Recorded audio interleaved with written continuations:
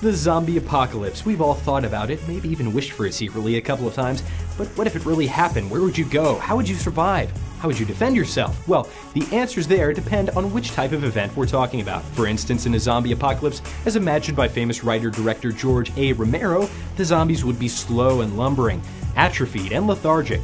But if the end of the world looked more like the 2004 remake of Dawn of the Dead, the undead hordes would probably be terrifyingly athletic and completely undeterred by grievous bodily harm.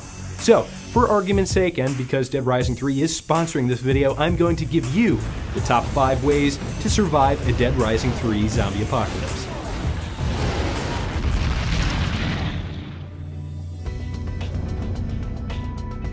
Number 5. Nowhere to poop.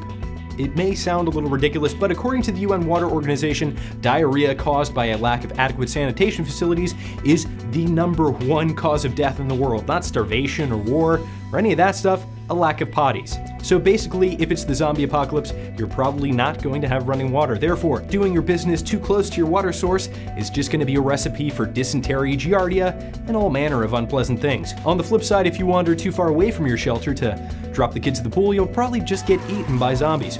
Number 4. Water and bandages. Mahatma Gandhi survived 21 days of total starvation at the limber age of 74. So if it's day 2 of the zombie apocalypse and you spent the last 14 hours looking for a pack of hot dogs, you're failing, man. You're failing at the zombie apocalypse. But water's a different story. Without water, your blood pressure will drop, causing your heart rate to elevate and pump faster in order to get oxygen to your muscles and brain. And in just a few days of dehydration, you'll experience severe dizziness, partial blindness, and then at that point, if your blind ass can't find water in the next few hours, you'll just go into a coma and die.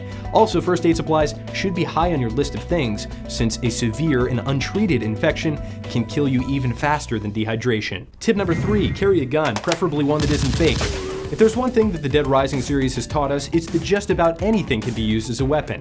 For instance, a tennis racket and a tiki torch. Or how about the flagship of improvised weaponry, the sledge saw? So why on earth would you want a gun? They're loud and require difficult to find ammunition. Anyone who's watched The Walking Dead knows that Daryl Dixon's crossbow is infinitely more useful, right? Well, sort of. In a zombie apocalypse, especially one set in the Dead Rising universe, zombies are not the only threat.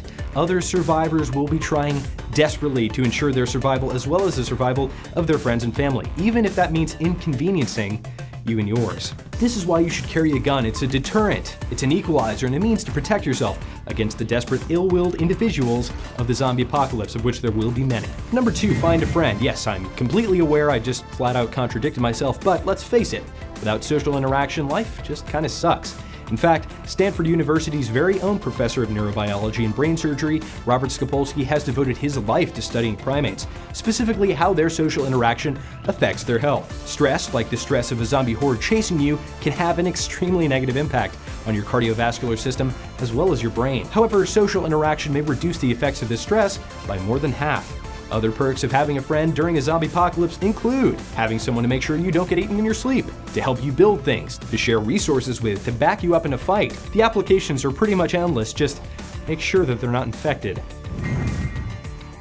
And the #1 tip to surviving the zombie apocalypse is to get the hell out of the city. Let's face it, Farmer Joe, who's sitting on 40 acres in the Deep South, is in a pretty good spot for a zombie apocalypse. But any of us who live near, or science forbid, in a city are going to have a hell of a time surviving. Obviously, the biggest problem with living in Zombie City is the sheer population. A close second being that when all the highways are jammed with evacuating cars and the trains have stopped running, the only way out of Death City is to walk. And finally, let's take into account all of the industrial facilities that require constant maintenance to not explode. Like this one, Indian Point Power Plant, which resides only 40 terrifying miles away from the heart of New York City. How big is the Chernobyl exclusion zone again? That's right, it's 1,000 miles wide. So, what do you have to say? Do you have any pro-zombie survival tips?